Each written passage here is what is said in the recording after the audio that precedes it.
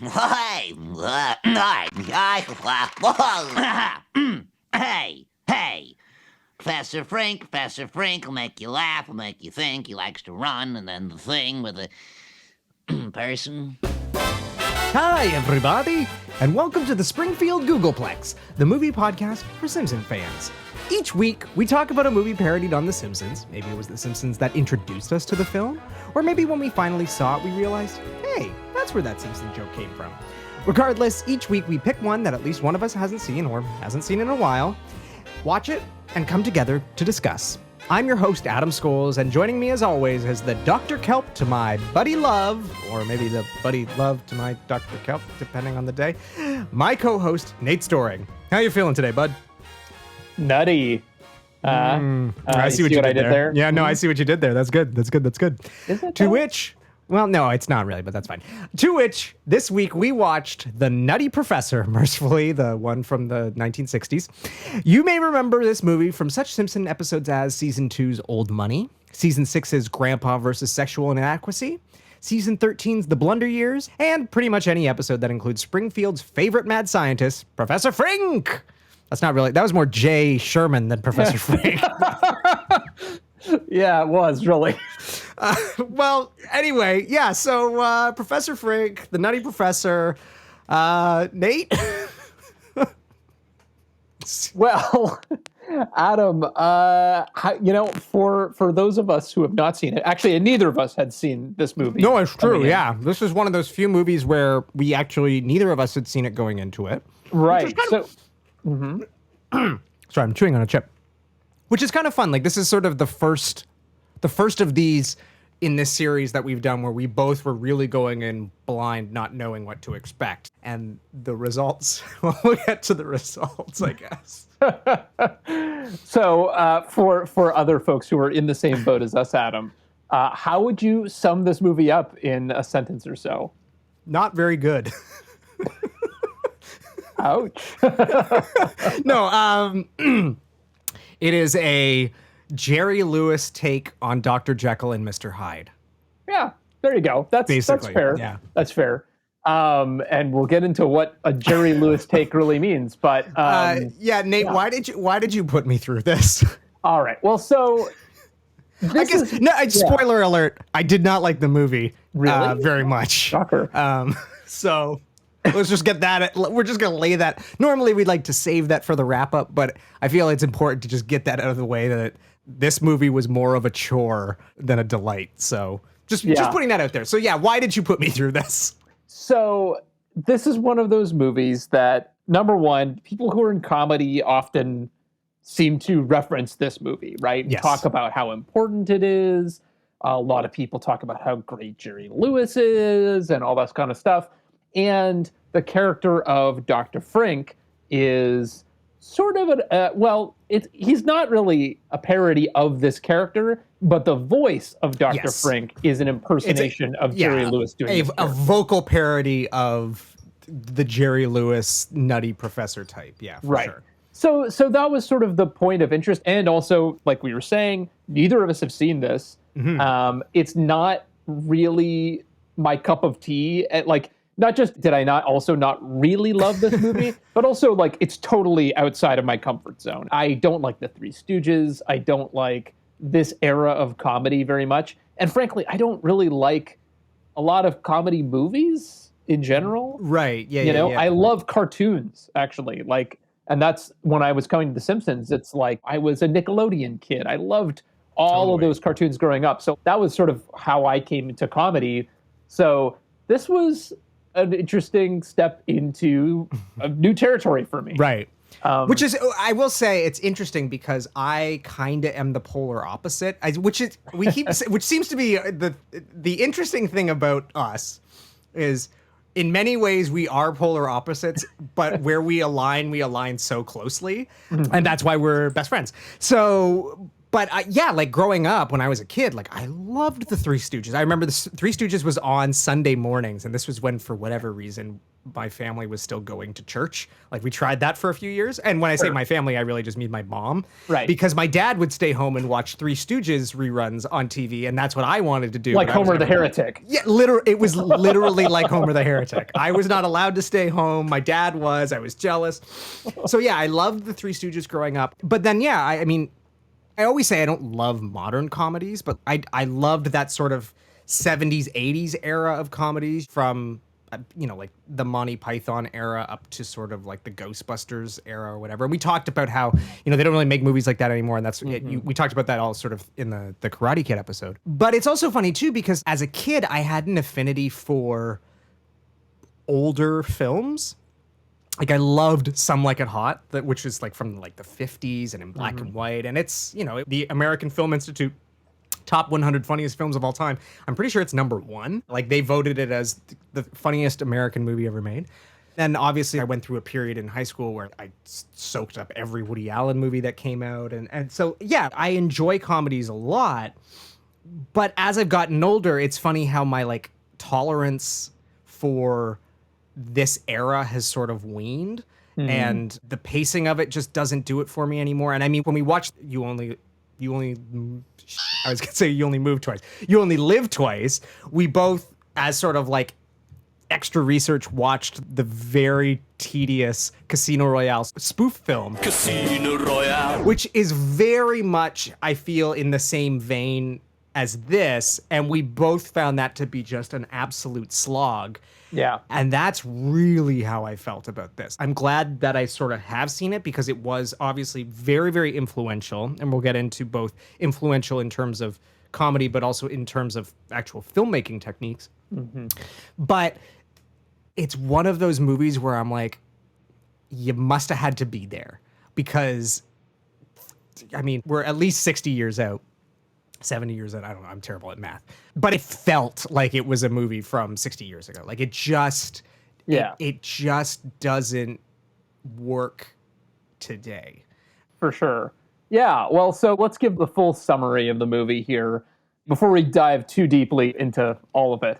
When I was trying to find like a creative source for a summary for this, I decided to look to the French. And that's because apparently, and I knew nothing about Jerry Lewis coming into this. Apparently, the French really love Jerry Lewis. And very highly regarded over in France for some reason. Well, so apparently it's because he was sort of seen as like a great example of an auteur. And like right around the time when French film criticism is really bubbling up, they were looking at Jerry Lewis and being like, he's acting, he's directing, he's inventing like new cinema techniques, writing. Yeah, writing. He's doing the whole thing, and his movies have a point of view. And this idea of the auteur becomes like a really big deal in French cinema.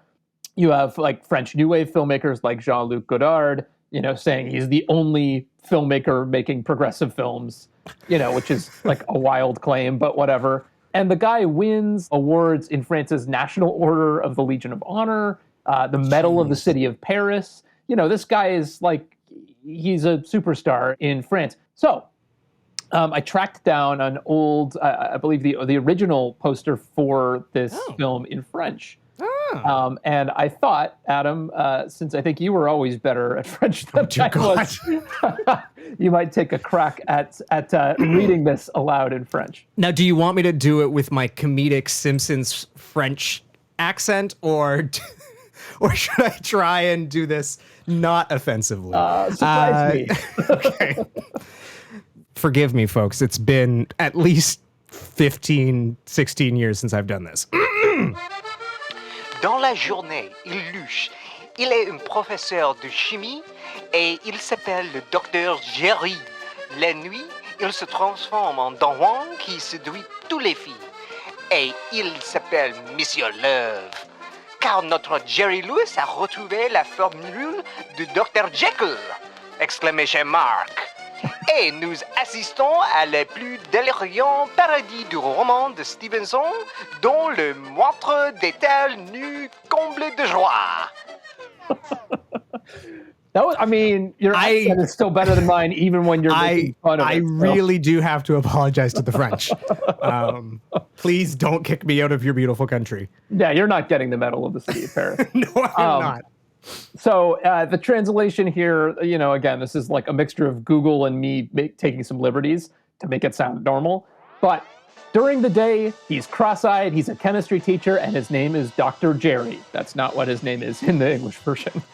At night, he turns into a Don Juan who seduces all the girls, and his name is Mr. Love.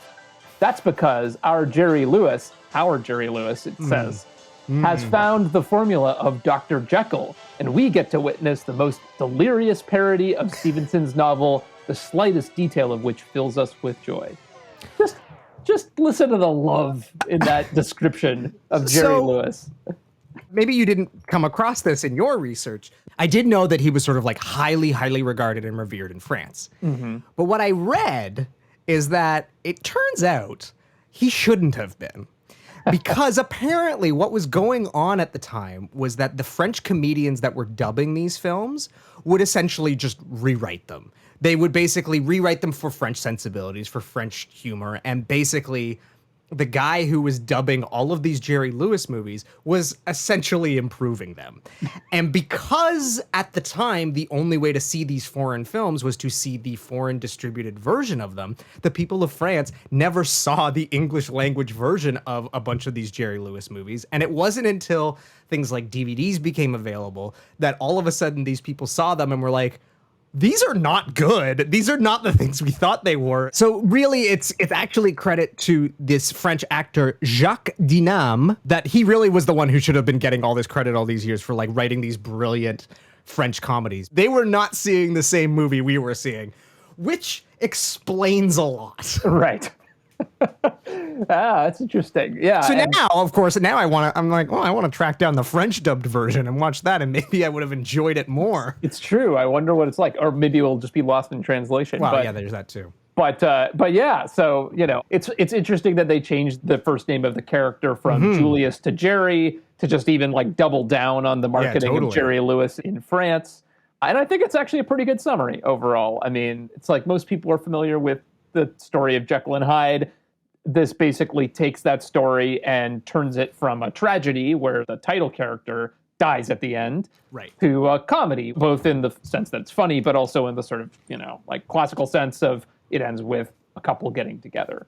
And the most bizarre epilogue I think I've ever seen in a movie. Like, bizarre and unnecessary, but again, it almost has like a Twilight Zone twist at the end. Yeah, it's so weird. So yeah, little background on the movie. Yeah. So this movie was created as part of a deal that Paramount struck with Jerry Lewis Productions, where he got $10 million plus 60% Holy shit. of the profits for 14 films over 7 years. 2 films a year for 7 years, and he got 60% of the profits, including this film. Now, granted, that's a lot of movies for anyone, and maybe that explains the quality. But that is a hell of a deal. Like $10 million in 1960s money, that's nothing to scoff at. Right. 60% of the profits. Right. Unheard of. And made him the highest paid individual Hollywood talent at the time.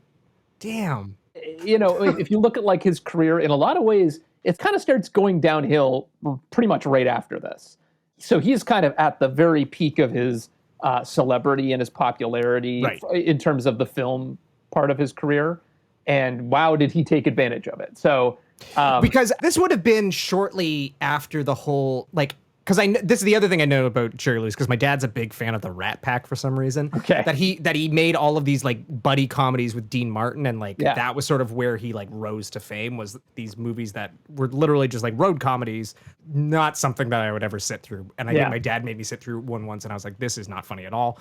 So yeah, he's obviously coming off the high of these very successful road comedies with Dean Martin, who is, one of the biggest stars at the time. Right. And clearly milking it for all it's worth, which, like, to his credit, good for you, dude. He knew how to strike a deal, if nothing else. And yeah, those movies, I think, were a similar sort of thing, where it's like, they had a deal, they produced a certain number a year, they just churned them out. churned them out and people gobbled them up. Right, right. But, some of these movies were where Jerry Lewis also started directing and writing and taking on more of that role.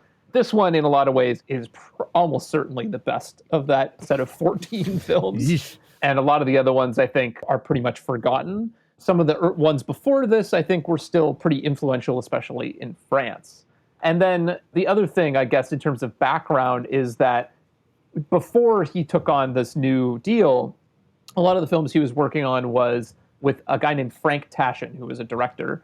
And again, another person I didn't really know a whole lot about, but he had a background working on Looney Tunes and sort of in the animation world, and then also writing for like the Marx Brothers, Lucille Ball, and you could definitely see the influence of that like in this movie, in the sort of cartoony sensibilities, the slapstick comedy, all of that. So that kind of helped me understand a little bit where he's coming from. In terms of performance, I had trouble finding the numbers, but it looks like it cost about $4.7 million to produce, which was considered large for the time. Yeah. And it was made using some of Lewis's own money. Which, again, just for context for our audience, I think we touched on this in the You Only Live Twice episode. If I'm not mistaken, Dr. No was made for like $1 million. So like for $4.7 million to make a relatively straightforward comedy, and the first James Bond movie was made for a quarter of that. Like that does seem like a lot of money for what this is. Yeah, for sure.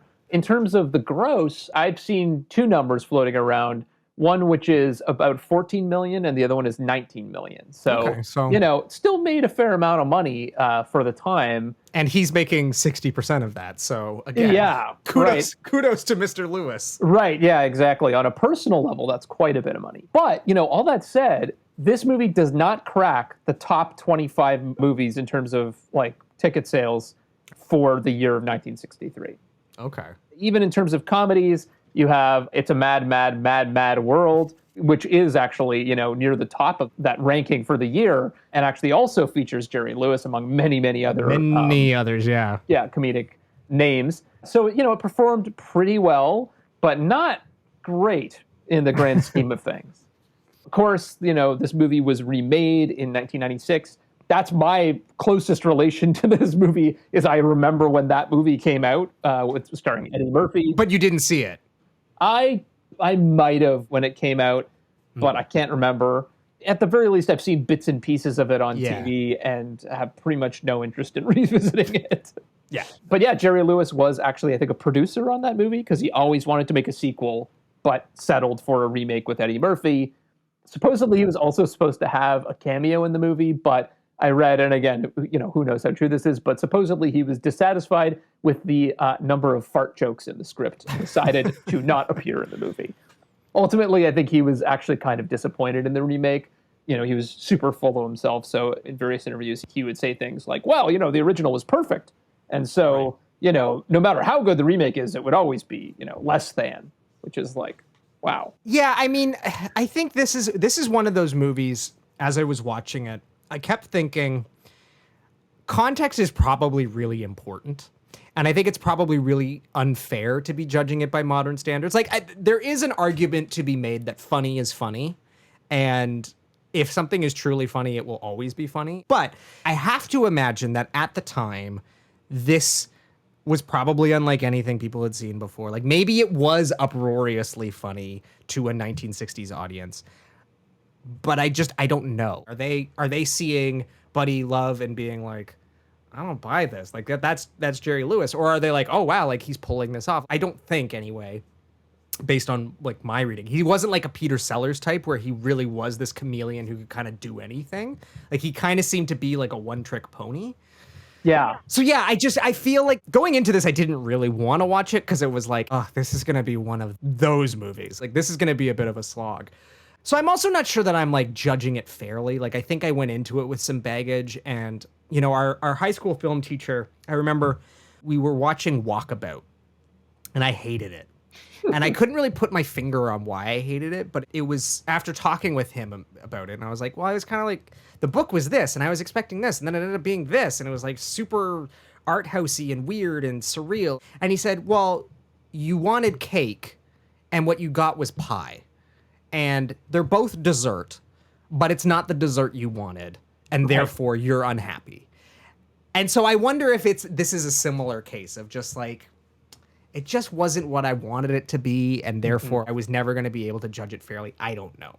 But yeah, I think, in terms of the context of the time, I mean, from what I was reading, the thing that sort of was new and different about this movie is that it introduced pathos into the formula, right? Right. And maybe like the stuff that I like the least about this movie are the scenes that are like literally just thrown in for the gags and actually don't contribute to the character, don't contribute to the story. Yeah. And like that's very out of fashion now, right? And actually, I think this movie was new for the time because it did have more characters building, and the character was actually, supposed to be kind of touching, or you're supposed to feel for them, and it wasn't just about the laughs. Well, it's so funny because the other thing I wrote in my notes was that this feels like an SNL bit that has been dragged out to a feature. And like Saturday Night Live did that a lot, where they would be like, okay, everybody loves this sketch, let's make a movie of it. It's like, well, it works as a 3-minute sketch. It doesn't work as a 90-minute movie. And this really feels like that to me. Like, it feels like the Nutty Professor is a character that is the means for a setup for a joke. Then you have the joke, and then you would move on to something else. Almost like Professor Frink. Almost, yeah. We're gonna get into that. But it's so funny because the reason I'm also bringing this up now is because for you to say like these jokes that are just sort of throwaway jokes and don't forward the plot. The other thing it really reminded me of was Will Ferrell movies. And I maybe I'm going to, alienate half our audience, but I don't particularly like any of Will Ferrell's movies because they feel exactly like what I just said. Like, I love Will Ferrell on SNL because I think he works as a humorous character for a 3-minute sketch. But when that is drawn out for 90 minutes to 2 hours, because for whatever reason, comedies now are also 2 hours for some reason. Like, everything's comedy 2 should hours. never be 90 minutes and you're out. 80 minutes is being generous. But those Will Ferrell movies where it's very clear that they set up the camera and they're like, just improvise something and we're going to film it and we think it's hilarious, and everything is padded out. Like, that's how this really kind of felt to me. You're right that there is more character to this, and I don't want to jump to the end, but I will say that the final speech of the film is actually, I think, the film's highlight. It's where it kind of won me over almost at the end, because it was so honest. After all of this like cartoonish, surreal silliness, to have this moment of, like you said, pathos, where like the character opens up and talks about how it's difficult to be like the nerd. And I was like, oh, this movie actually has like a little bit of heart to it if you get past everything else. Yeah, no, all of that I think is fair. So let's dive into it. Let's dig into it. And let's just start with the Nutty Professor himself as a character. I mean, why not? So, obviously we both have our problems with this character, but overall, Adam, did you find the Dr. Kelp bit funny? And same with Buddy Love, or was it annoying right off the bat? Did it just overstay its welcome? What do you think? I mean, again, the context is important. And so obviously for our generation, the first thing that comes to mind is, oh, it's Professor Frink. Like that, right. You hear that voice, the Jerry Lewis voice, and that was terrible. But you hear that Jerry Lewis voice, and immediately you go, oh, it's Professor Frink. And so immediately you're kind of taken out of it because you're like, it's this other thing for us, even though this is the thing that inspired the other thing. So it's this weird, like, dog chasing its own tail kind of thing. But no, like, I didn't find him funny. I do really like physical comedy, like not just slapstick, but like visual gags and physical comedy. I love the work of Edgar Wright, who I think today does some of the best visual / physical gags out there. Like Scott Pilgrim has some beautiful kind of gags. Right. So what comes to mind is the scene when he goes into the dean of the college or whatever, his office, and he's like sitting in the chair. And then he sort of like sinks in, and then he like props himself. Like, so there's some like funny visual, like it should have been funnier than it was, though. I don't know, like if it was lacking like a sound effect, or there was just something about it that I was like, I know that this is supposed to be funny, but it's not working for me. That's kind of how I felt about the character across the board, is like, I know that I should be laughing at this, but I don't I'm not. Like, I'm not finding him humorous. Yeah. Yeah. No, I kind of feel the same way. There were like a few moments that stood out to me that were really funny, but I think probably the most interesting part of this character for me is just the question of like, there's an autobiographical aspect to this, right? Right. And it's always been a little bit enigmatic exactly what he's drawing on here. But particularly with Buddy Love, there's always been speculation that Buddy Love is either a specific member of the Rat Pack, whether it's his former comedy musical partner, Dean Martin, or who he famously had a falling out yes, right. So is this revenge of some sort? Is it Frank Sinatra, right? Could be also inspired by Frank Sinatra. In interviews, Lewis would always say, no, it's not any of those people. It's just an amalgam of like all of the jerks I've ever met, all of the Hollywood hipsters I've ever met. Yeah. He was adamant about that. But I think, for my money, a couple people, of course, have pointed this out before, but have just said it's actually just like a dark side of himself in a lot of ways. And knowing more now about like who Jerry Lewis is, in retrospect, I think that seems like a pretty good bet. I was reading some interviews and investigations about Jerry Lewis, and I just wanted to like read a couple quotes here because I feel like they really speak to where this is all coming from. So there's a 1982 interview with Rolling Stone called something like "What's So Funny About Jerry Lewis?" And the interviewer goes to his enormous house, which I believe is actually Tara from Gone with the Wind. Oh, shit. No way. And so he goes in and, immediately the thing that he's sort of struck with is that Jerry Lewis is trying to be taken very seriously. Right. Right. And he is like surrounded by all these yes people that are kind of like, oh, yeah, Jerry Lewis, nodding and, being very serious. No, the French love him. He's a genius. Right. And I'm sure he gobbled that up. Yeah. But the thing that Jerry says to the interviewer is he says, it's a very fine line I walk. But if you're schizophrenic, which I am, it's fine. I can sit here and talk to you about Jerry Lewis all day long and tell you everything I know about him. And I probably know more than anyone. Good, bad, negative, positive, the highs, the lows, all of it. Which is the way I look at him. He is another faction. And so the interview goes on from there, but he talks about like when he was younger, he used to get made fun of in high school. All of the kids in high school used to call him the idiot because he would make jokes and funny voices and all this kind of stuff, right? And over time, he really saw the idiot as this separate person that was like the person on set. He talks about literally, as the director of the movie, writing notes for the actor, Jerry Lewis, and having them sent through a PA to himself on set, right? I mean, again, who knows? Take it all with a grain of salt. But he tells the interviewer that he actually went to therapy and asked the therapist, do I have a split personality? Who knows how true any of this is, right? Number one, he's a comedian, but also he seems full of tall tales. But there was definitely at least this, either a persona he's selling or a true belief that he has these sort of two very drastic sides. One of them is the sort of goofball on set that's kind of geeky and falling all over the place and all this kind of stuff. And then there's the very serious, very put together Jerry Lewis, right? Who's the businessman. Well, what's really interesting, because you texted me a couple hours ago before we did this, before we started recording, and you sort of referenced Jim Carrey and the goofiness of these early comedies and then sort of transitioning into more serious work, because eventually Jerry Lewis would go on to make like movies with Martin Scorsese, famously. And it's so funny because as you're describing this, I'm thinking of Jim Carrey. Right. Because that seems to be exactly the kind of person that Jim Carrey was. Speaking from experience of having, I personally didn't interview him, but I was present for an interview.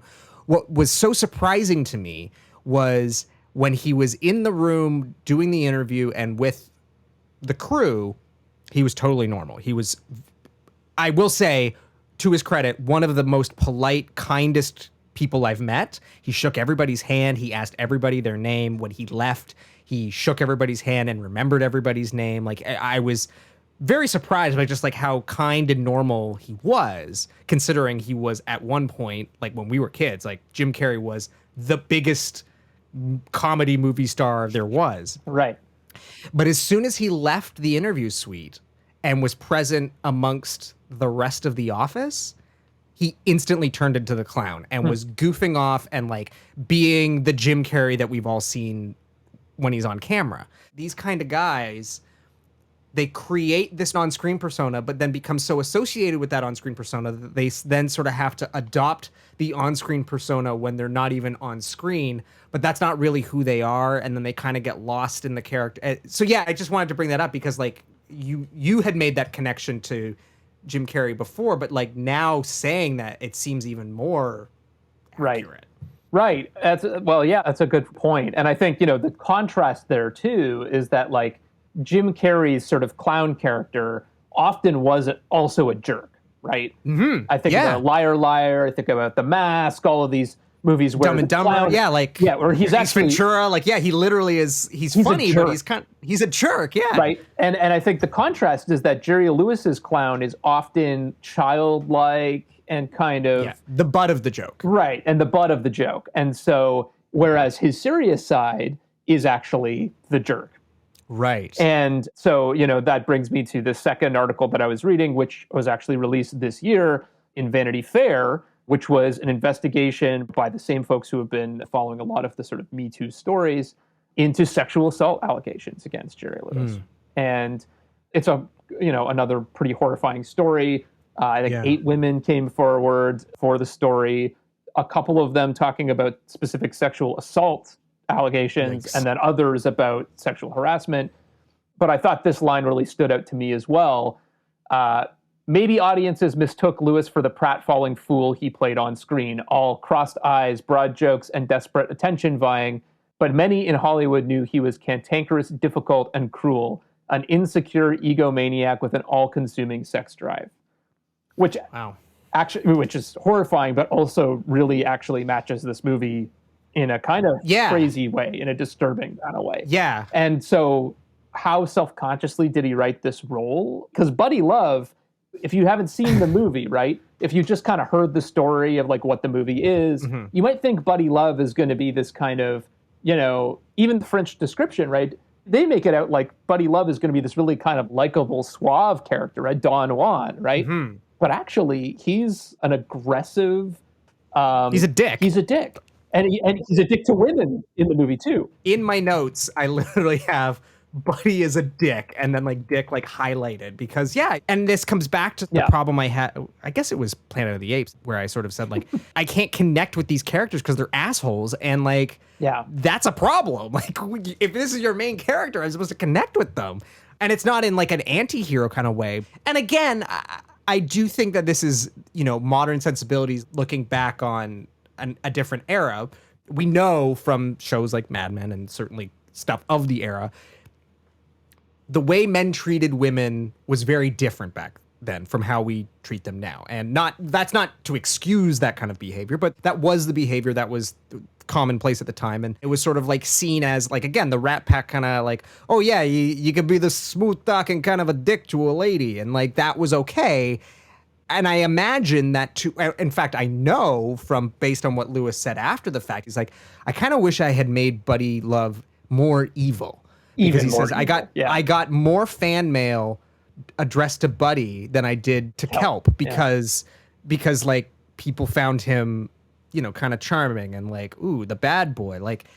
Whereas again, tying it back to the James Bond thing, it's watching those old James Bond movies now is really cringy, but at the time that would have been seen as very cool. Right. You kind of have to watch it within the context of the time. Yeah, he probably was seen as very suave and debonair and cool because that was, but he's not. He's a dick. Yeah. He's a straight up dick. I think Lewis was trying to write him as a dick. Yes, I think he was trying to be critical of that kind of macho bullshit. But at the same time, of course, he clearly engaged in it as well. In some ways, it might be kind of a self-hating character that he wrote. On the other hand, maybe we're giving him too much credit by saying that. I will say, though, knowing, because I hadn't heard about the sexual assault allegations prior to our conversation today. And I will say that certainly, I imagine if you knew that, it would color your viewing of the film considerably.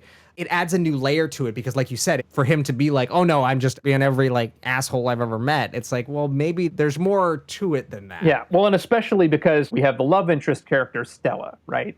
And she sees both of the characters throughout. And kind of from the very beginning, you get the sense that she probably likes Professor Kelp, right? Yeah, she's certainly maybe not flirtatious, but she's sweet to him when everybody else is not. And she says things about him to other people that you're like, oh, she likes this guy. But Professor Kelp can't see it because he doesn't like himself. And she hates Buddy Love from the very, very beginning and talks about like why he's an asshole and all this kind of stuff. And she doesn't totally ever get won over to Buddy Love, but I think that she keeps saying things like, you know, he has something, there's something there, right? And she can't quite put her finger on it. And I think the idea is that what she's seeing is Professor Kelp shining through, right? On some level. That's what she's actually attracted to in Buddy Love. But so the weird thing is about all of this is that if it is a sort of autobiographical role, it's sort of like Jerry Lewis is saying that he really likes the clown more than he likes the real Jerry Lewis. Right. Right. And like, you know, anyway, so that's a whole thing. But what did you think about Stella? Yeah, I mean, I thought it was an interesting role for, again, sort of the era because she has a little bit more agency than these characters normally would. She's questioning of Buddy Love, which perhaps would not normally be the case in these kind of movies. You know, like she's not the best written character, but again, I think it's like, it's the context of the time. Like, I think it was just like, she's probably well written for a 1960s female lead, but by today's standards, not so much. I didn't love her, but I didn't hate her. To be honest, it was just like, I was so uninterested in this film for the most part that it was hard to like care about anybody. And I did find that fantasy sequence like a little creepy. Yeah. Like, again, watching today, it's just like, ooh, this is a little leery and male gazy. But yeah, I don't know. Like she's no Allie from The Karate Kid. Let's put it that way. Right. And she's certainly no Nancy from Nightmare on Elm Street. But yeah. she's good. Yeah. Yeah, well, fair enough. But I did read that he basically started having an affair with her, and they were together for some time. I saw that too, but I couldn't find a lot of corroborating evidence of that. But, okay. But you never know. I mean, a lot of this stuff I'm kind of taking with a grain of salt at this point. But one thing I did read that, well, actually, I saw an interview with her where she talked about this, I think.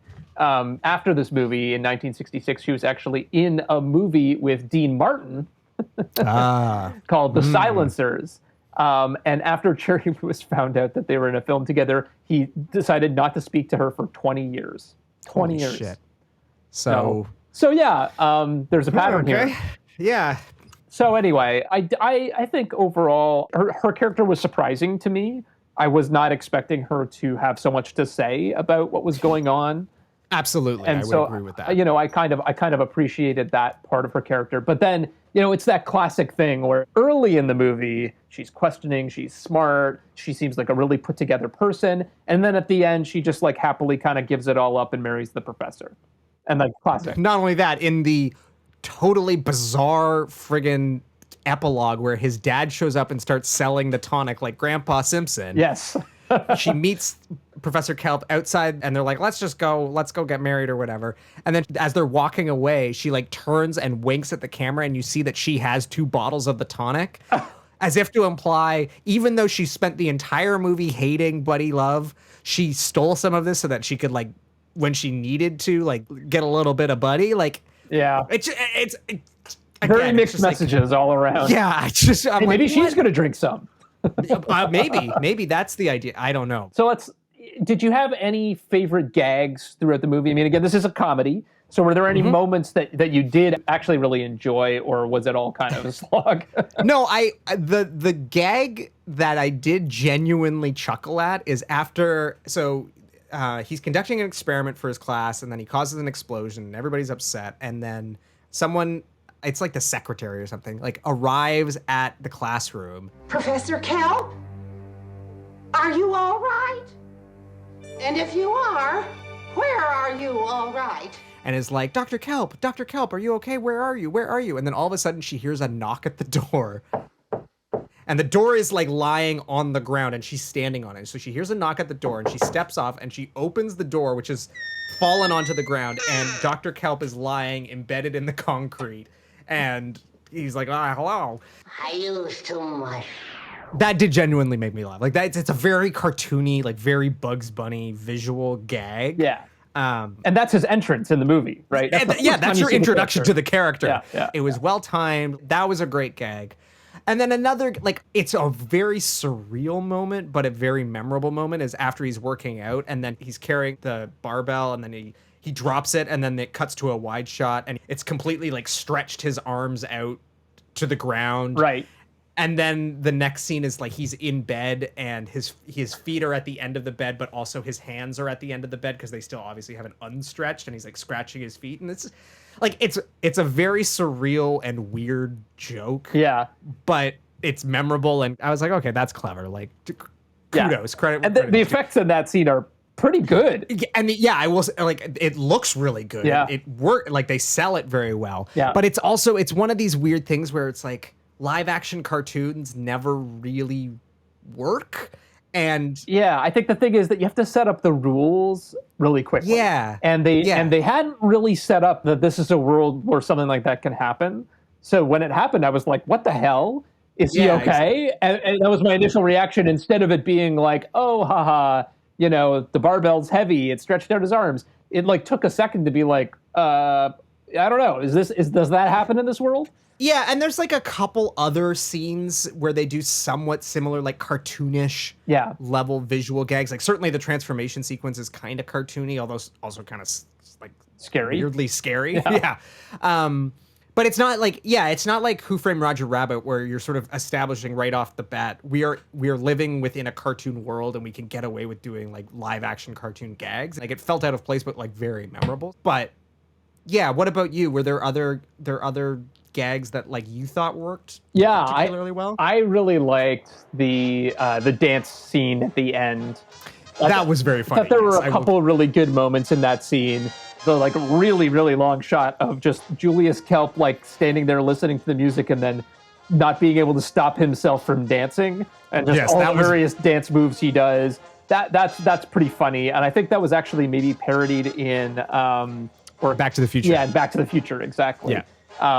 Very different character doing it at first, but and again, watching Back to the Future, I'm just assuming George McFly is just a weird dancer, right? Not realizing that it's actually a reference to the Nutty Professor. So right, exactly. And then the other great gag I think in that scene is he's talking to Stella, and it's quite a tight shot, and at one point it pulls back, and he's wearing a white tux, and he has put his arm like elbow deep in a bowl of punch, so it's like bright pink, and just the way that is shot, and the pulling back and everything, and the timing of it, I thought was really, really funny. That was, I think, possibly the only part of the movie where I actually laughed out loud.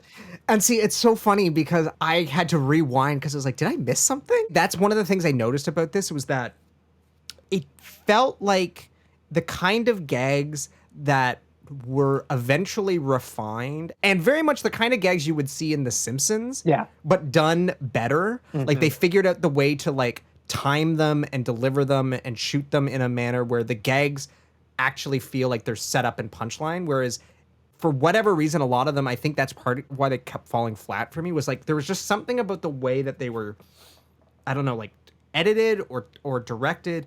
But it's just like something was missing, so it never hits properly. And that was one of those ones where it's just like, I was like, what the hell? Like his arm's in the punch? Like, did I miss him putting the arm? Like, how did this happen? But like, there are these gags and visual like humor that is very Simpson-esque. And I'm not surprised that this would have had an influence on it, but it's just like The Simpsons managed to refine it and do it better. Right. So well, and in a lot of ways, I do think that some of the stuff is more at home in cartoons. It's for sure, because it's just you have so much control, and the sort of rules of what you can and can't do are a little bit looser. Well, like those pullback gags. That's a classic Simpson one. The one that comes to mind is when Homer meets George Harrison. Oh my god! Oh my god! Where did you get that brownie? Right, right there. There's a whole table of them, and like. like that's the sort of like, let's do the comedic reveal of not what you were expecting. Right. But yeah. And in The Simpsons, it would be like a crash zoom out. Like it'd be like, yeah, exactly. really not fast. Not a slow reveal to, Right. he has back.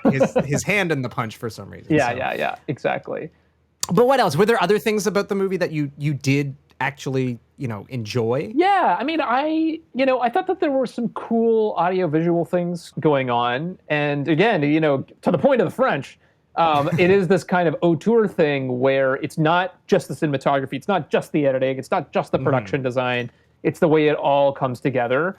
And so, like even from the opening credits, right, you get like this sort of laboratory setup, and there's bright colors, there's very colorful. Yeah, bubbling and fire and whirling and all this kind of stuff, all with like shots of the professor through the sort of setup. And like that really sets the tone, I think, for the visual language of the film. Yeah, I was really struck by the transformation sequence. He knocks over like a bunch of vials, Yeah. and there's just like brightly colored paint on the ground. And I'm sure part of this is like, oh, we're shooting in Technicolor. Like, let's make sure we make everything. And I know back in the day, like Technicolor had consultants that would be on set to sort of like advise you as to what colors would look good on their film stock and all this stuff. So I imagine that's like part of it. But yeah, it was like, this is a very bright, very colorful film, which again, considering I thought it was in black and white, I was very struck by. But his use of color is very, very interesting. Yeah. And like the purple, is it called the Purple Pit or whatever the name of the club that they go to? Like, again, it's production design and it's like bright purple velour walls and stuff. And it's just like, it's unlike anything you would see, and it is visually very impressive. Yeah, it kind of creates like the film very much has a world to it that is very not much. quite our reality. Everything's a little bit brighter, a little bit more cartoony, and I think that's whole visual language works really nicely.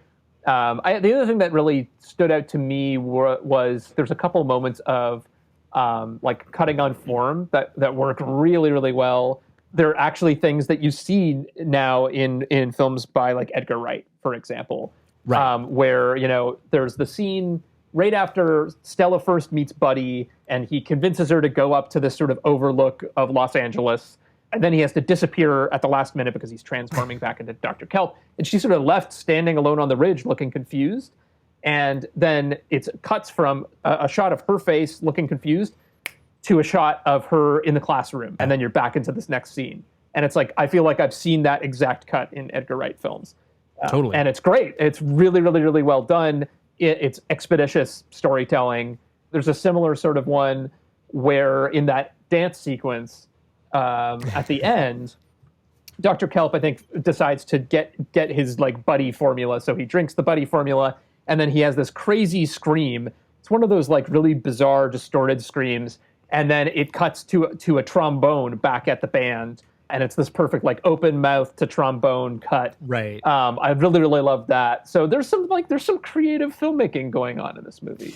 Yeah, the scene that you had actually written it in your notes and I wrote it in my notes was when he comes into the school hungover and everything, like all the sound effects are like hyper, like he's hyper aware of them and like it's really bothering him. And that immediately reminded me of one of my favorite scenes in All That Jazz, when Joe Gideon is basically about to have a heart attack during rehearsal, and all of the sound sort of drops out, and you hear every action that he's doing, there's sound design for, and everything else going on in the room there isn't. And it's not exactly the same, but like immediately I was like, oh, this is like the very stylized sound design to indicate this person's mental state.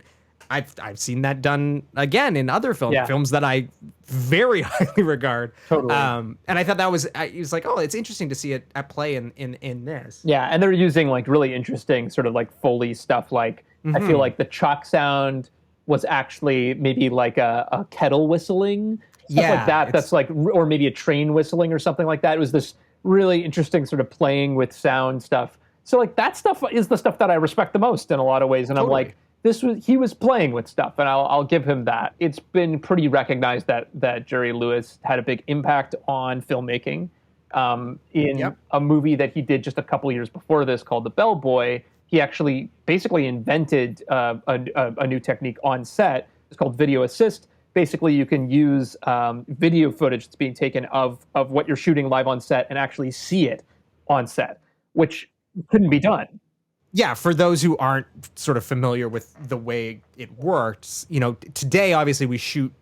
Some people shoot on film, but more commonly you shoot on video, and so you can have a direct feed so the director can actually see what the camera is seeing, and it's very clear, and you know exactly what you're getting, and you can also review the take once you've said cut and you've stopped rolling.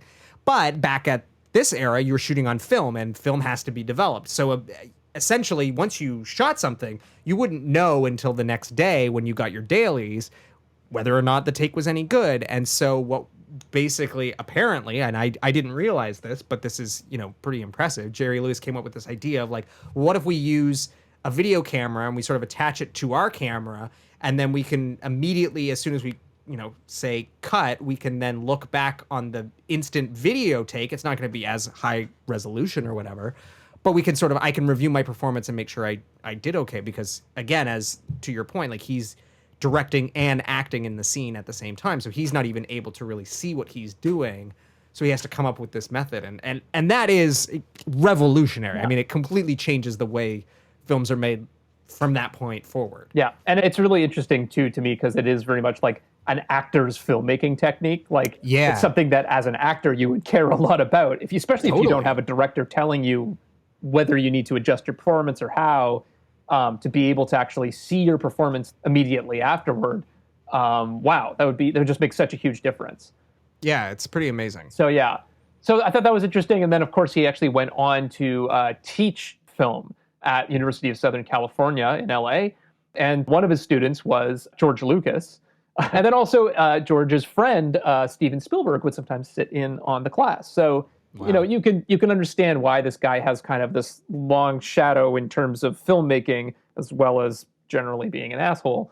So yeah, it makes sense that the filmmaking is pretty impressive in some ways in this movie, even though it doesn't necessarily all hang together as a film. Yeah, one of the things I found interesting about the film was, and it feels very of the period, was the musical numbers. Yeah, that really kind of were superfluous, but like also, again, knowing the people he used to hang at, the Rat Pack, like, I don't know if you've ever seen the original Ocean's 11, but there are a shocking amount of musical numbers in that casino heist movie.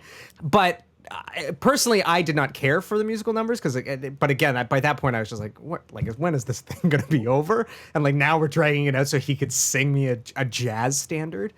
But it's interesting because as I was reading the trivia, I think there already was one before, but they're currently developing a Nutty Professor musical. And it's going to have the last score written by Marvin Hamlish, who is perhaps, well, to musical theater people, he's best known as writing the score to A Chorus Line, but to film nerds, he's probably best known as being the guy who adapted all the ragtime music for The Sting. Okay. Yeah, he's that guy. So anyway, he passed away recently, and so this is apparently like the last score that he wrote before passing. But I was thinking about this, and I was like, as much as I didn't enjoy this movie, it would make a really great musical. Yeah, it could. Because, again, comedy, I think, and this is part of it, like, comedy works so much better with an audience. Yeah. You play off of what other people laugh at, and the more people that start laughing, the more you start laughing. And when you're just by yourself, you never get the same effect watching a comedy when it's just one person. Yeah. But so to that point, I think this is one of those movies that definitely would have benefited from seeing with an audience or us being able to watch it in the same room together, even just the two of us. But I think a lot of these things that don't necessarily work as well because they're cartoonish or feel out of place in a musical where your suspension of disbelief is so different and you can like break out into song. I was like, actually, you know what? Like, I think this would make a really good musical. Like those weird random musical numbers will feel more in place, but just like the sort of over the top silliness, you can be more theatrical and it won't feel at odds with the sort of reality of what we're seeing. Yeah, I don't know.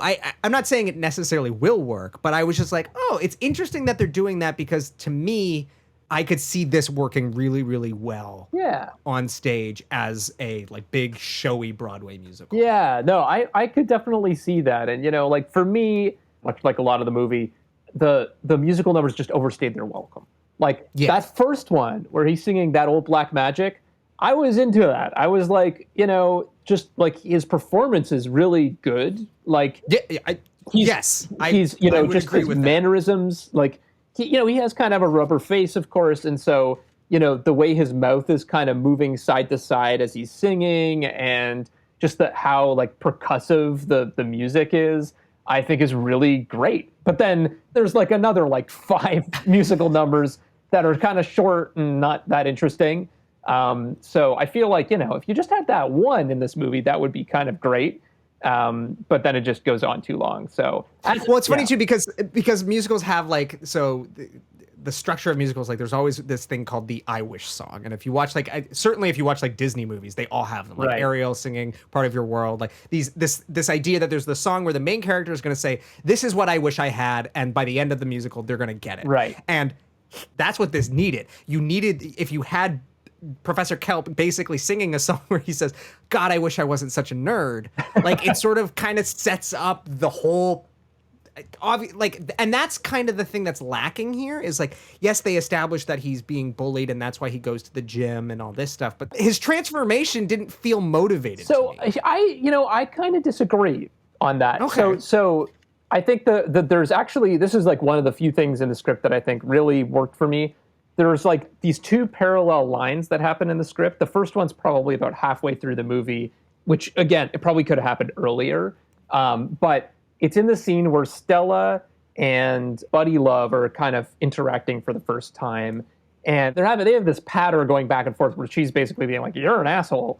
And he has this line where he says, well, honey, I always say, if you're good and you know it, why waste time beating around a bush, true? And Stella says, and I always say that to love yourself is the beginning of a lifelong romance. And after watching you, I know that you and you will be very happy together. Right? And in that context of the scene, she's basically saying, like, I don't want to be with you. You're an asshole. Enjoy the company of yourself if you love yourself so much, right? Right. But by the end of the movie, there's this parallel line that Julius Kelp says. You might as well like yourself. Just think about all the time you're going to have to spend with you. Julius Kelp, tries to create this character of Buddy Love because he doesn't like himself. And But Buddy Love loves himself, right? and like only cares about himself.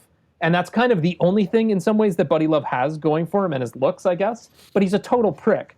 And I think the message of the movie, whether you agree with it or not, is Julius Kelp has a lot going for him. The thing that's missing is that he doesn't like himself. But see, I think you're right.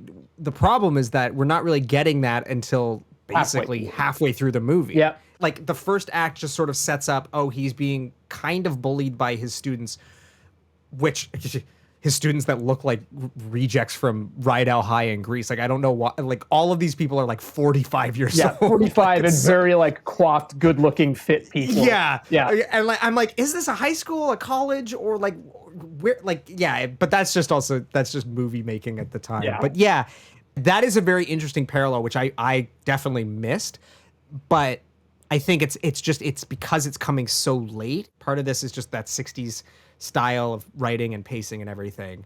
But yeah, it's just like structurally the whole film didn't really. Yeah, I think the one thing I did like from the structure standpoint was the first like 30 minutes of the movie are just basically making you feel bad for this character. And I don't know if I like that in and of itself, but it was interesting, and it sort of culminates in the transformation scene where, it's like it kind of just is going downhill, right? For the first like 30 minutes, it's kind of just getting worse and worse for him. Gets like stuffed in a closet. He goes to the gym and fails at kind of being able to, improve his physique and all this kind of stuff. And then he kind of takes this extreme step of trying to create this formula to make himself a better person. And at first, he turns into a monster. He's kind of turning into Mr. Hyde, right? This sort of like literally ugly creature that's like, and it's a long scene. He's changing colors, writhing around on the ground, breaking all of his stuff, throwing things, all of that. Growing Robin Williams levels of hairy. Yeah, exactly. And so, it's pretty intense, and it kind of feels like rock bottom, right? You hit rock bottom, and then again, this is another really cool piece of filmmaking. You cut from him like writhing around on the ground. He's white as a sheet at this point. And then it cuts to this point of view shot where you're like in a completely different setting. You're talking to this like menswear guy, and then it turns around and walks through this street scene. Everyone's staring at you. You kind of think, okay, he must have transformed. He's out in public. People are seeing him and are like, what's going on? And then he goes into the purple pit, and it's revealed, of course, that he's Buddy Love. And now he's the suave, coiffed Jerry Lewis and not Julius Kelp anymore. And what did you think of that reveal? Did you like that? Because I hated it. What? Okay. Oh, interesting. Okay.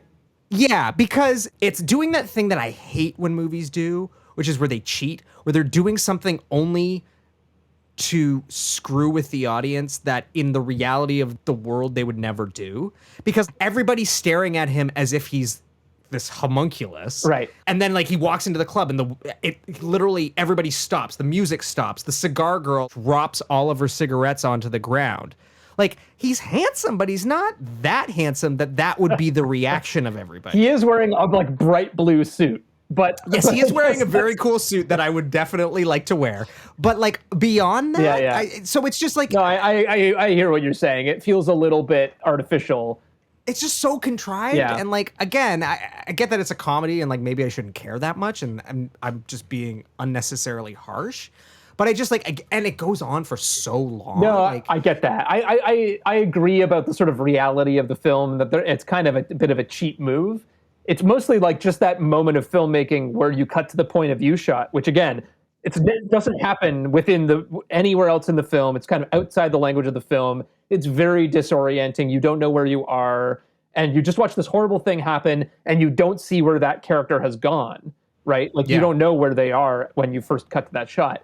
All of just that moment of disorientation, I thought was a really cool magic trick. But then I agree. It's a little sloppy in the way that scene plays out. But I think that's my overall criticism with this film, is that it's like, it has interesting ideas. It just needs that tightening. I don't know what it is. It's just not refined yet. It's like, there are ideas here that other filmmakers, other comedians, other writers sort of took and ran with and then managed to refine and do so much better that once you know the sort of refined version, when you go back and watch the original, it just feels like it's not there yet. Right. And that, like, but that scene, it's a cool idea that could be executed so well, but it almost goes on too long and too over the top and too ridiculous. And the final, like the reveal of him is like a cool zoom. And like you say, he's dressed in this very arresting, very bright, colorful to that, our sort of color point outfit.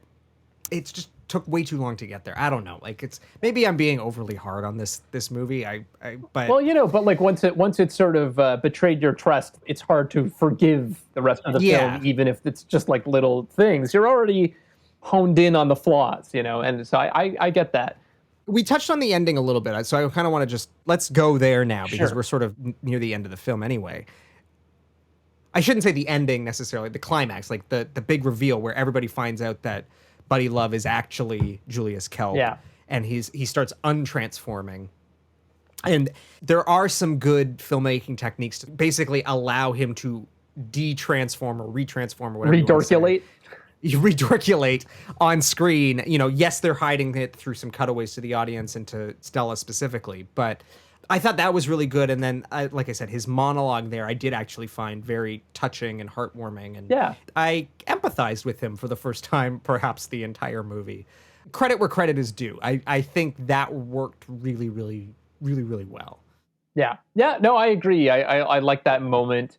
And then they slap on a whole other ending that is just kind of like, I think probably the thinking there was that, Jerry Lewis is thinking, but this is a comedy. We need a gag at the end. And so, but it's not even a funny gag. No, it's a really dumb gag that kind of like blows up the heart of the movie, right? And maybe I'm missing something, but like my understanding is that his mother was abusive towards his father, and so his father created this potion that then makes him less abusable. Yeah. And then at the end of the film, he's continued to drink that, and the mother no longer is abusive, and the dad is the asshole. And I was unclear kind of at the time. I was like, wait, so was that dream sequence earlier in the film, was that him misremembering and his mom wasn't an asshole? I know. There were a bunch of like plot things that didn't totally compute for me, but like at some point, and this is the thing I missed, but he sent his formula to his parents. So when the bird eats his formula, this is like a whole plot point. Yep, it sure is. Because it's really dumb. But the bird eats his formula, and then he calls his parents to get the formula back. So it's implied, I guess, that he sent it to them. The dad made the formula and drank it. So he's his buddy love, his own version of buddy love. Okay, I thought it was like a family secret. Like again, maybe it's just because of the Simpsons thing. I thought it was Grandpa Simpson's revitalizing tonic, and so he was. There are some shades of that episode in this, and I don't think I've ever seen that connection totally drawn out. But it's got strong vibes of that episode. Even the way that the dad comes into the class and starts selling the tonic is like right out of that episode. So But yeah, maybe that's a dumb gag. It's a very dumb gag. But maybe that is a good segue into one of our favorite segments, which is the parts that seem like Simpson jokes that aren't. Yeah, let's do it. What were some of the things that came to mind for you? I mean, again, like there's so many cartoony visuals and slapsticky humor that is very Simpsons-esque. Yeah. But what are some of the other less on the nose Simpsons things? For sure. Well, so one of the things that I liked, and again, this is like very much filmmaking of the era and just the weird morality of Hollywood at the time. But all of those students who look like they're 45 are at the bar drinking tall glasses of milk. Yep. That was like one of those bizarre details that I was like, couldn't they just have been drinking like water, or I don't know, it would have been less in your face if it wasn't milk. But it felt very kind of like something that The Simpsons would poke fun at. What about you? Was there, other than the things we've already mentioned, was there something that stood out to you? Well, when he asked for the Alaskan polar bear drink and like the recipe where he's like, okay, first I want like a shot of vodka and then some gin and then like a little more vodka and then top it up with a little more scotch and like A shot of vermouth. A shot of vermouth. A shot of gin. A little gin. A little brandy. A little brandy. Lemon peel. A lemon peel. Orange peel. Some orange peel. Cherry. Some more scotch. Some more scotch. Now mix it nice, then pour it into a tall glass. Right.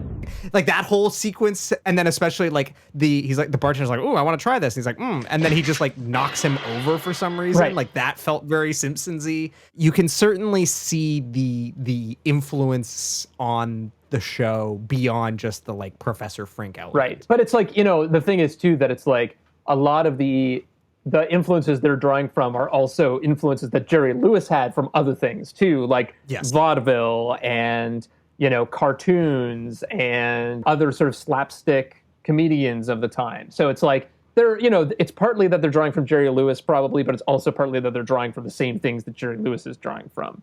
Yeah, this feels like a movie, and I don't know, and I didn't see this in the research, but this feels like a movie that Conan O'Brien would really, really like. Like it seems very much like his kind of weird humor, because he is kind of like a Nutty Professor type character. At least that like his shtick is kind of that. Right. So I would be curious how Conan ranks this film amongst his influences. Yeah, that's a good point.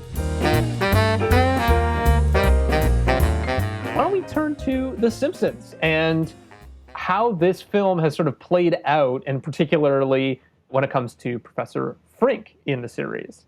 So, do you want to kick us off here? I see you have a nice note. Yeah, I mean, unlike the other films and episodes we've talked about, there's no one specific Frink episode to point to here. There's no one episode where the plot is like a direct lift from the Nutty Professor. But I thought that was kind of interesting that we didn't end up finding an episode because, well, there's two things here. The first is that like Frink, maybe I'm not accurate here, but he's one of the few characters on the show that I feel like everyone who loves The Simpsons can do a Professor Frink impression, even if it's just Glaven, like nice lady, which is obviously the Jerry Lewis thing. Right. But, there are only a handful of Simpson characters that I feel like are easily impersonated and sort of like have found their way into everyday vernacular, and Frink is one of those. What I think is so interesting about that is that he is one of the few supporting characters on The Simpsons that has remained a supporting character and only a supporting character. Because I think as time went on and as new writers came in and new showrunners came in, they sort of looked to some of those sort of side characters and developed them more and gave them full episodes. So, like Apu has had several major story arcs. Skinner, Barney, Burns, like all of these characters that just simply sort of started out as ways for them to make a funny joke at the expense of this stereotype, be it a, foreigner running a convenience store, or the rich old man running the power plant, or the school principal, or the drunk. Like, they all eventually became these fully developed characters that had not only episodes dedicated to them, but actually like full-on character arcs over the course of the series. Yeah.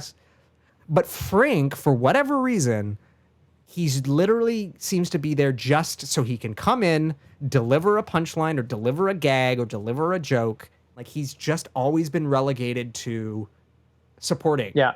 And that's really interesting to me. Yeah.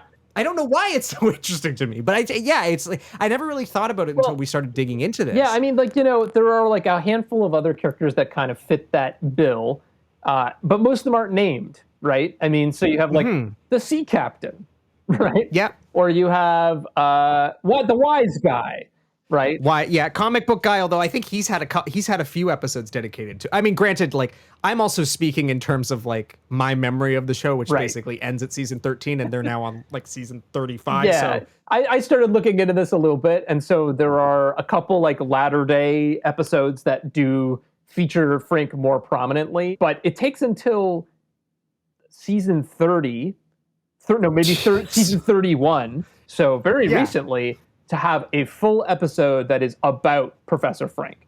So in my opinion, my thesis still, if it took them 30 years to get there. Yeah. Because like, even like I said, I think of a lot of these, like Milhouse,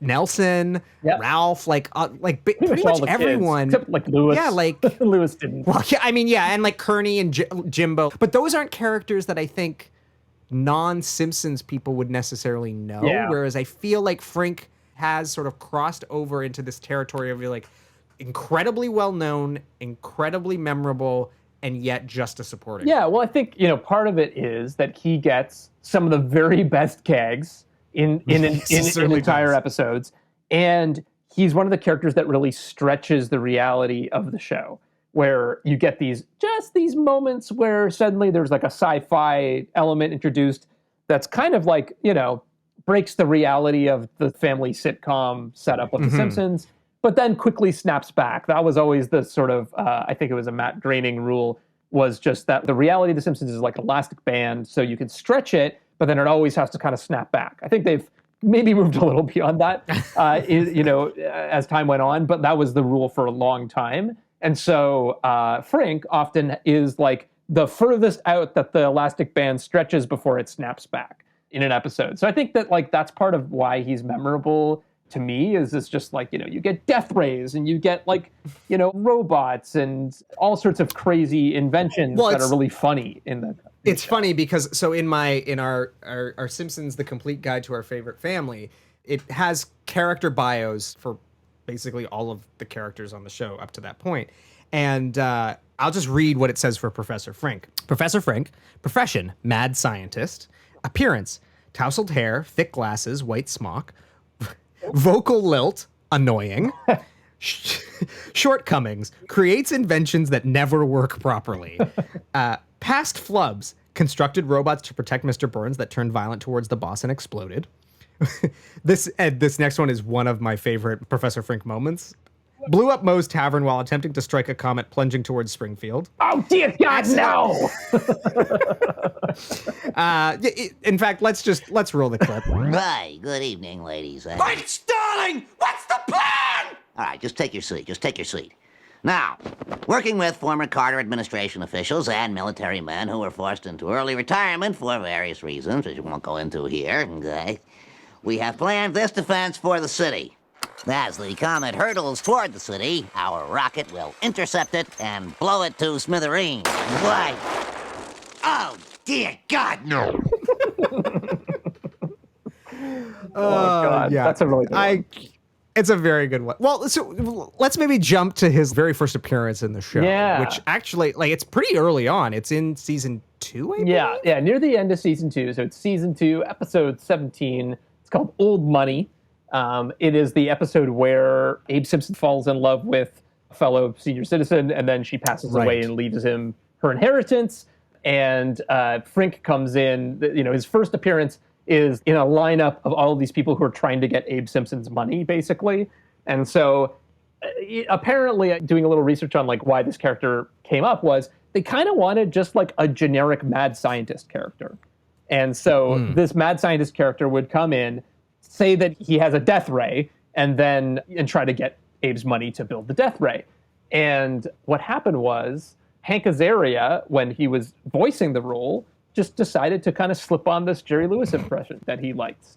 And it kind of stuck. Everyone really liked it. And so they actually changed the design of the character to match that impression. Oh, so interesting. Originally he was a little bit more sinister, a little bit more of a classic like mad scientist character.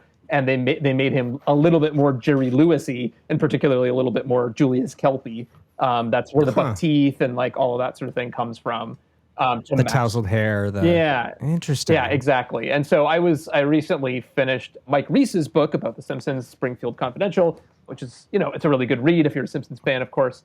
But he actually had this great section where he was talking about like how are Simpsons characters created. And as it turns out, this is actually pretty normal. So he says, our characters are created the same way babies are created, by accident. Almost all our characters first appear in the script, vaguely described with a joke or two. Then our actors find a funny voice to go with the line, and our animators draw a character that fits the voice. If all that makes us laugh when we see it animated, a character is born. And that's kind of the story with Professor Frink, from what I can find. So why don't we listen to the clip, and we'll just hear his very first appearance on the show. What the hell is that? Why, it's a death ray, my good man. Behold. Hey, feels warm. Kinda nice. Well, it is just the prototype. With proper funding, I'm confident this little baby could destroy an area the size of New York City. But I want to help people, not kill them. Oh, well, to be honest, the ray only has evil applications. My wife will be happy. She's hated this whole death ray thing from day one.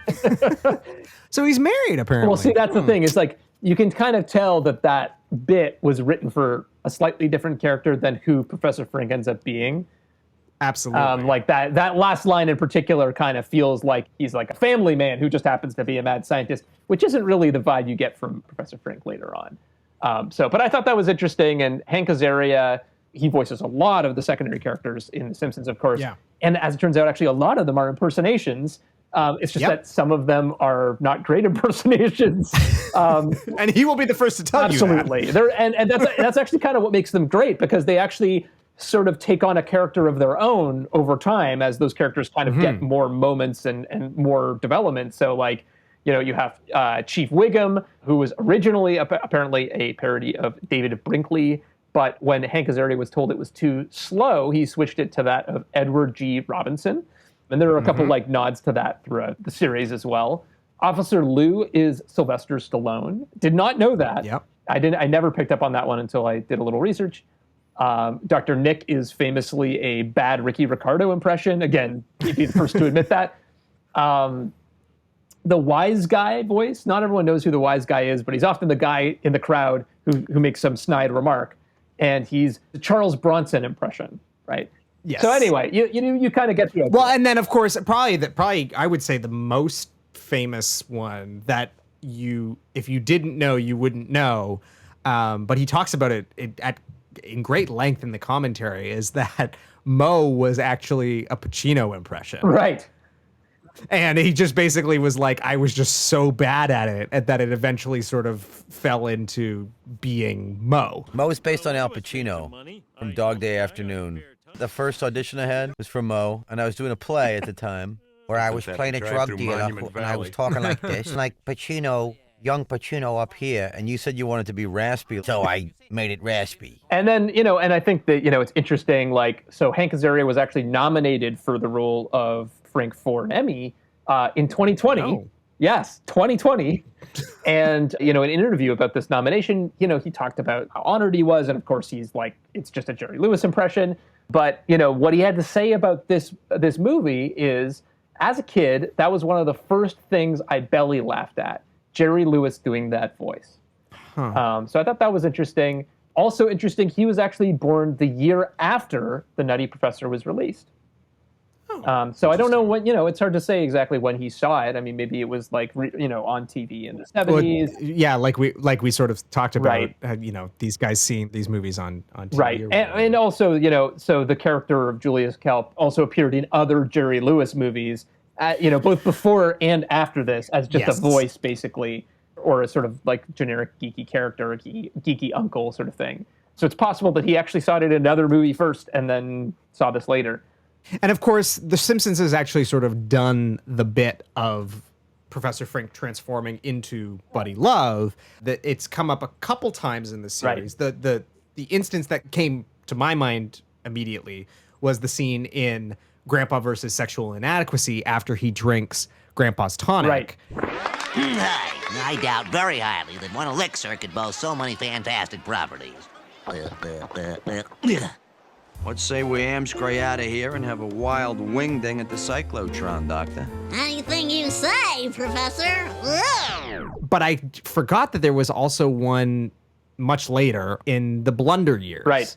So let's take a listen to that. My friend, you will be a makeout artist. Laven, that's a powerful woven. Hey, but whoa, hold it, cause it's different. Hey, Cupcake, listen good. I want you to swallow that gum and meet me in the coat room in 5, 4, 3, 2, now. Whatever you say, Professor. And back you go. Ooh, hey, no, don't make me. I don't want to go back to the nothing. I don't. Oh, dear, I've redoculated.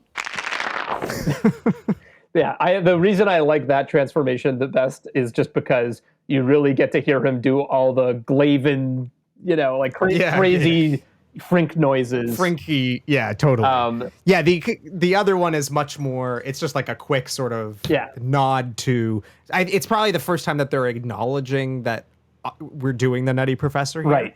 Whereas this is like a much more full-on gag. Yeah, exactly. Yeah, but it is interesting that it appears in that episode with the tonic.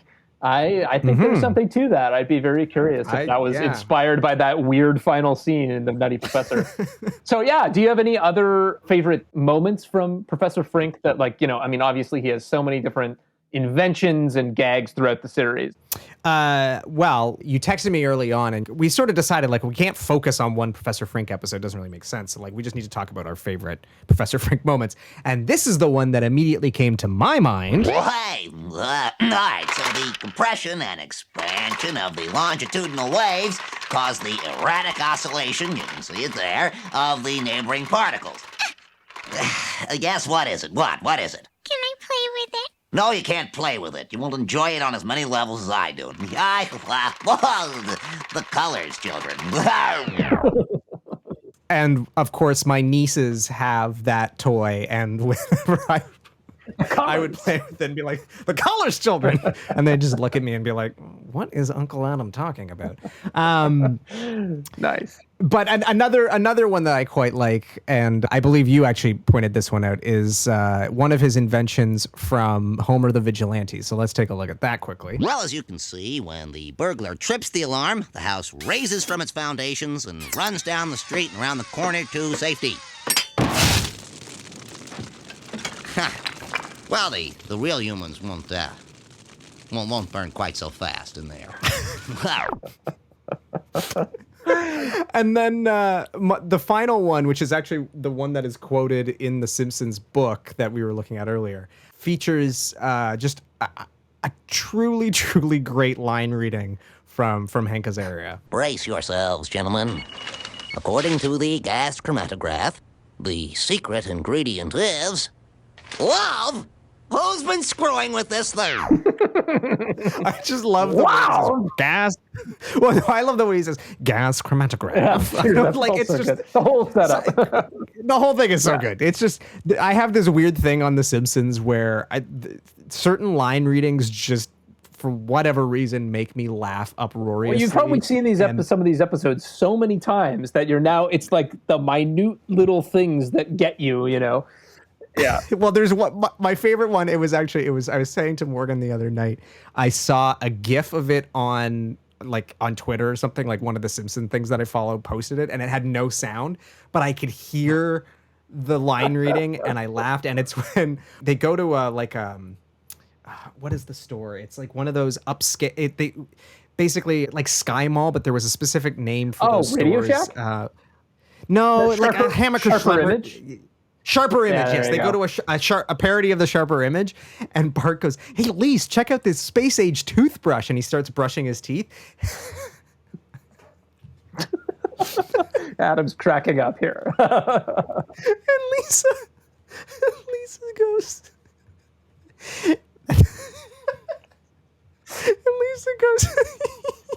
see, like, it's so funny to me.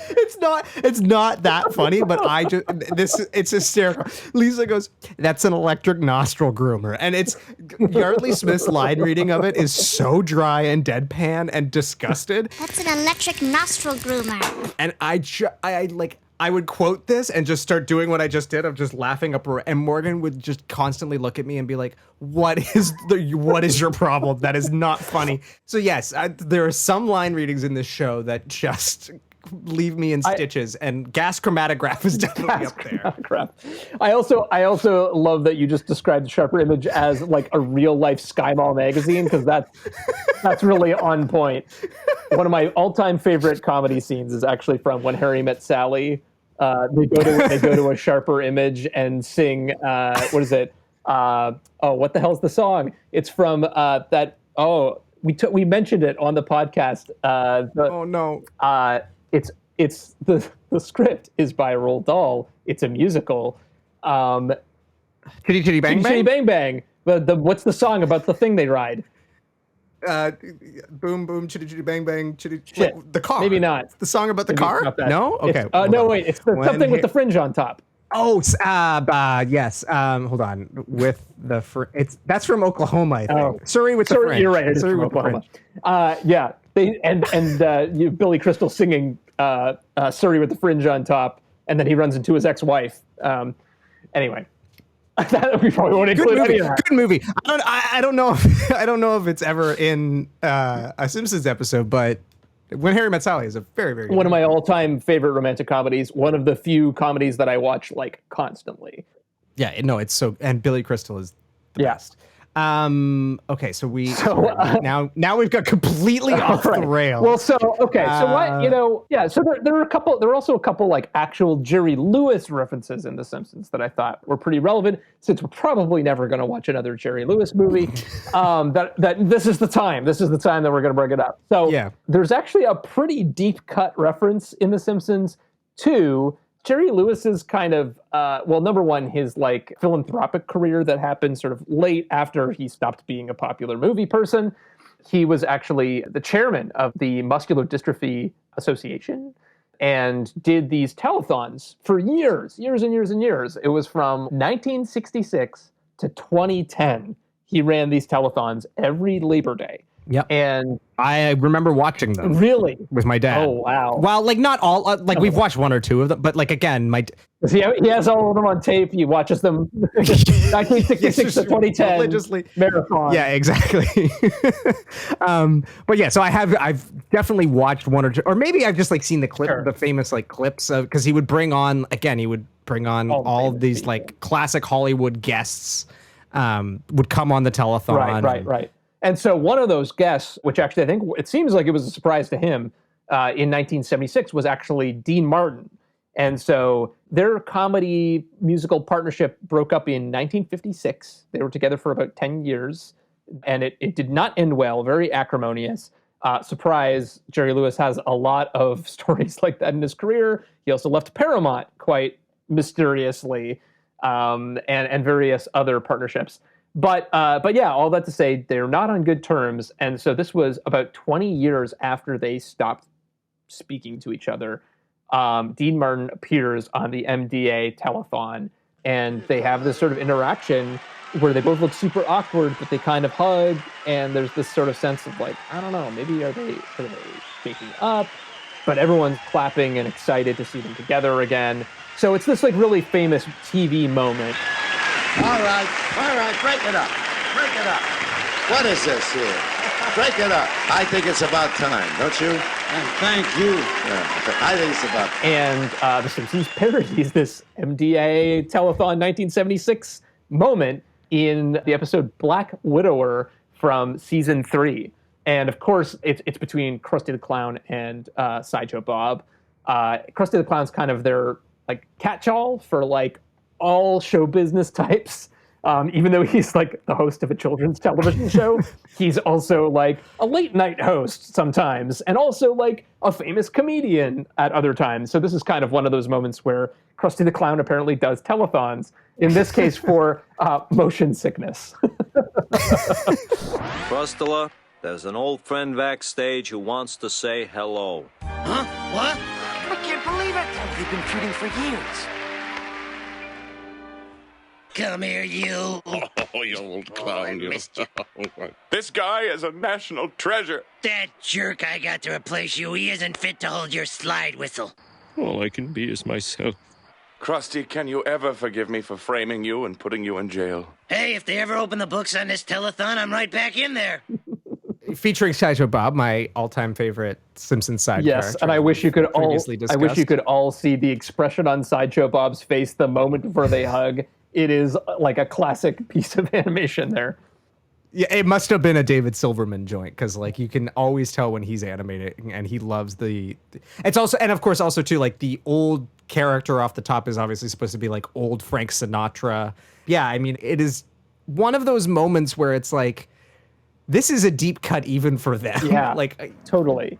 You really have to be in the know to sort of know, but they kind of like help it along with the line of like, oh, they've been feuding for years. Like it's right. And I feel like it is a very, for people of a certain age at that point, they may remember that specific TV moment. But as a kid, it's completely over your head. And even if you've seen the movie, even if you all of that stuff, it's probably still over your head because it's a really bizarre reference in some way. Which is funny because I've definitely seen that moment before, but I don't know why. Like I know I've seen the famous reunion, but again, it could just be because my dad made me watch some like Lifetime Dean Martin special. Right, yeah, it's like could be a bio of either of them, could have been like I love the 70s or something. Yeah, Who exactly. knows? But yeah, so I thought again, it's just like one of those things that like you could totally miss in the show, but that's where it's from. Go figure. And then, of course, famously, Jerry Lewis himself eventually does cameo on the show as Professor Frink's dad in Treehouse of Horror. What is this? 14. Am I Roman? Rocky 10 plus Rocky 4 is Rocky 14. Treehouse of Horror 14.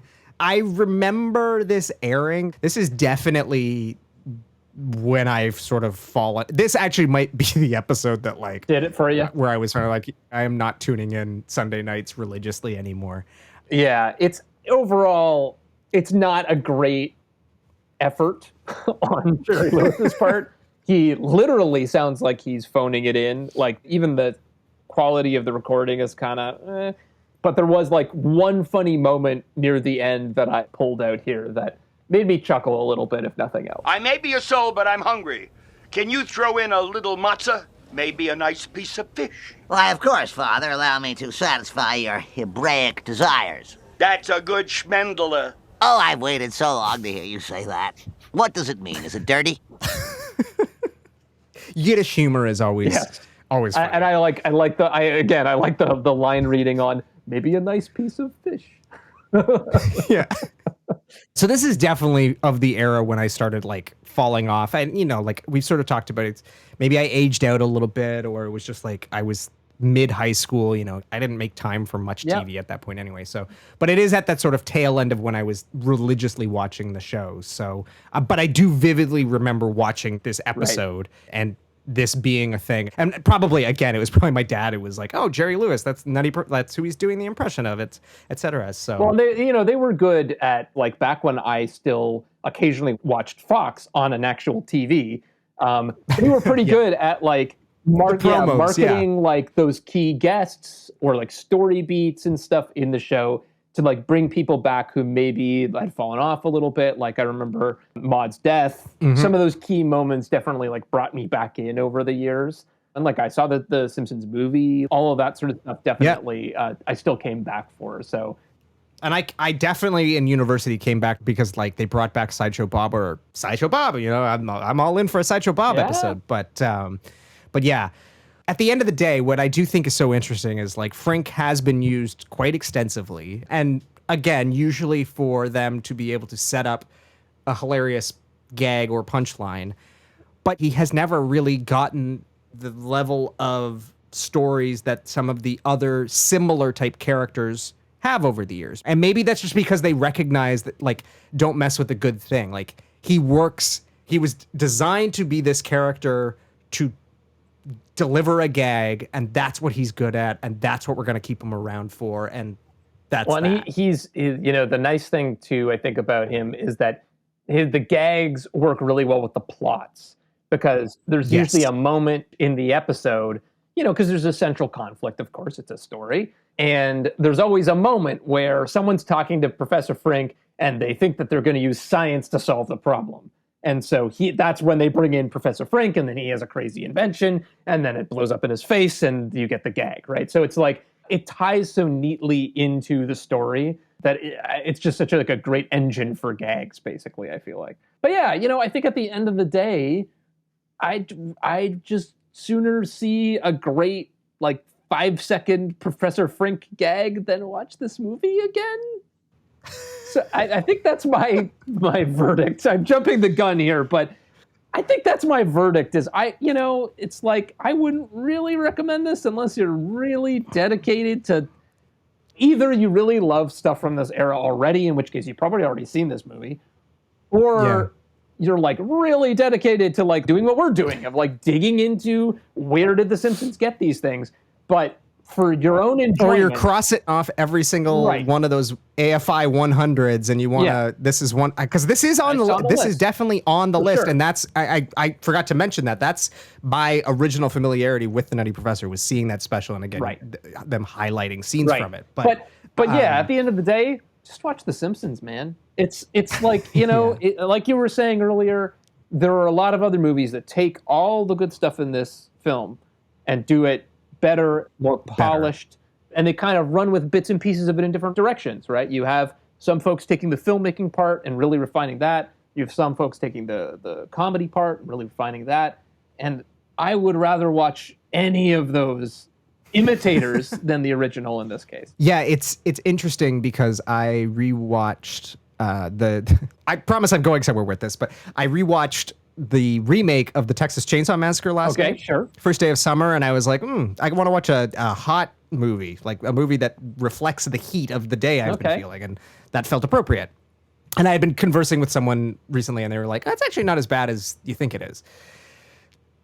All of this is to say that I was like, oh, I really wish I had just watched the original, because the remake pales in comparison. But this is definitely, you're right, this is the opposite of that. The imitators and the things that have come subsequently are vastly superior. I am 100% with you. I would not recommend this.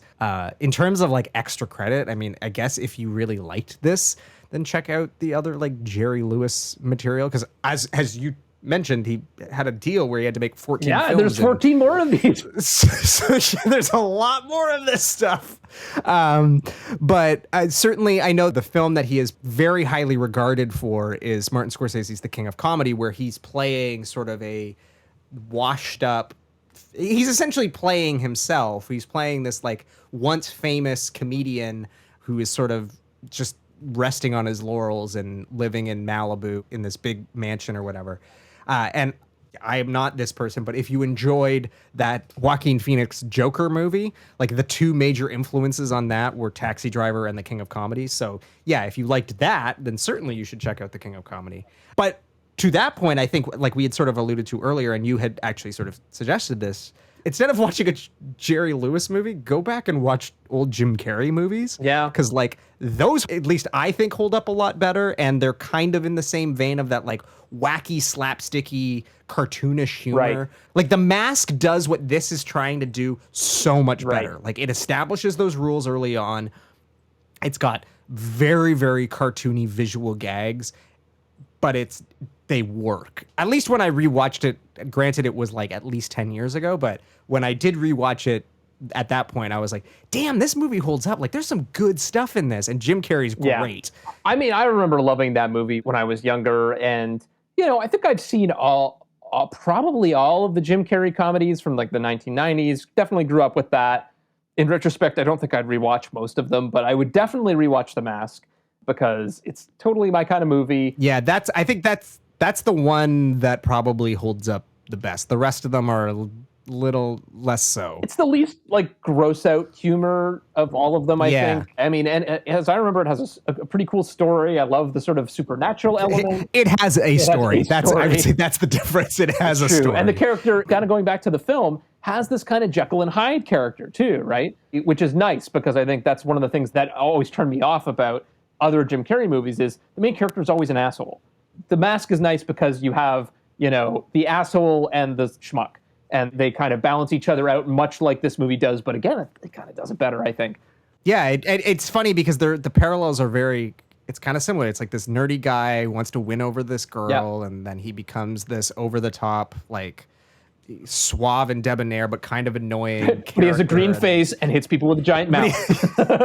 Yes, there is that. Yes. Damn, now I want to rewatch. I know, The Mask. right? We should have picked that instead of this piece of shit. Well, The Simpsons doesn't parody it, so we can't ever watch it. And then the other movie too, that kind of in the same vein of the King of Comedy, right, is Man on the Moon, which is actually I love that movie, and I think Jim Carrey's excellent in it. But again, it's a drama about comedy. Mm-hmm. And for anyone who's not familiar, it's a biopic about Andy Kaufman.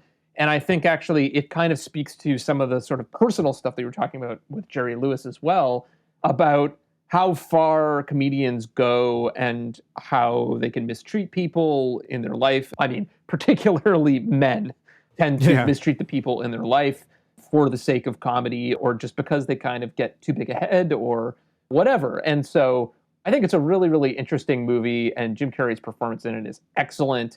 Andy Kaufman, again, is like one of these people who's kind of like an iconic comic who influenced a whole generation of people, but also was a really complicated person in terms of... Deeply complicated. Yeah, for sure. So I'd highly recommend that one. Have you seen the documentary about the making of Man on the Moon? That Jim Carrey... It's on Netflix, where you start to realize Jim Carrey's also, has a complicated side to him as well, for sure. Yeah, and in fact, that was the film that I did the interview with him for. He was promoting that film. So, interesting. And I think he changed a lot as a result of that experience. Yes. Yeah. So if you haven't seen Man on the Moon, see Man on the Moon, and then watch this. I believe it's called Jim versus Andy or something like that. Yeah, I think that's right. It's on Netflix, and I remember after watching it, I was like, I feel like this movie is going to get pulled from Netflix in a couple of years because it really doesn't paint certain individuals in a very good light, and I feel like they're going to regret allowing this to be made. But it's a very like no holds barred, like let's put it all out there, and vastly more interesting than the Nutty Professor. So yeah. So normally this is the part where we would tell you what we're going to watch next, but we've decided actually that this is going to be where we sort of take a pause for the time being. We will do another episode where we sort of take a walk down memory lane, although it hasn't been that long, but sort of look back on what we've watched so far, draw some parallels, see some connections, maybe rank what we viewed, and then we'll see where we go from there. But thank you so much for joining us on this journey so far. We really hope that you like it. If you do, please leave a review. Please reach out on Twitter. Tell us what you like, what you don't like, what you'd like to hear more of. Reach out with maybe what films would you like to see us take a look at next. We've got a very huge database. Nate has put a lot of time and effort into building the database of references. So there are plenty for us to choose from. But if there's something that you would like to hear us dig into, we are definitely open to suggestions. And if you're a Simpsons writer and want to come and join us on this journey, please get in touch because we would love to have, some guests for this next round. But again, thank you so much for joining us. If you like what you heard, please leave a review. Share the episode with Simpson fans and film buffs in your life. And in the meantime, see you around the Plex. Hopefully by next season, we will have a much better sign off than that because it's still terrible. We'll see. I can't promise anything. But join us next time for the race to the bottom. Who will win, the Nutty Professor or You Only Live Twice? Oh, God, I can't. Wow. See you around the Plex. Oh, the colors, children.